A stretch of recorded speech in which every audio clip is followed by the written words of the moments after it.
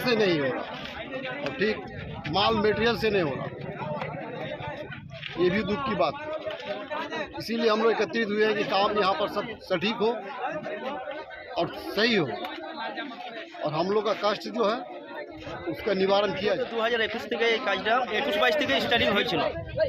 রেলের যে টাকা টেন্ডার হয়েছিল বা যে টাকা টেন্ডার হয়েছে যা রেশিওতে কাজ ছিল ওনারা আজ পর্যন্ত দেখায়নি। ওনারা নিজের ইচ্ছায় যেভাবে পারে সেইভাবে কাজ করে নিয়ে যাচ্ছে। আজ ঢালাই হচ্ছে, কালকে ওর মাল উঠে যাচ্ছে। আজ এক মাস হয়নি, বিগত এই ব্রিজটার কী অবস্থা দেখুন। এনারা যে কিউরিং করার 7 দিন টাইম, সেটা 7 মিনিট করছে না। আজ ঢালাই হচ্ছে, কালকে ওর ওপরে আবার অন্য ঢালাই করছে, ওর ওপরে রাস্তায় ইয়ে করে দিচ্ছে। এই যে মালগুলো নিম্ন গার্ড ওয়াল, রিটার্নিং ওয়ালের কোনো ইয়ে নেই। রড কী জাতীয় লাগাচ্ছে, লোকাল রড দিয়ে ঢালাই হয়ে যাচ্ছে। এই ব্রিজ কতদিন টেকবে তার কোনো ইয়ে নেই।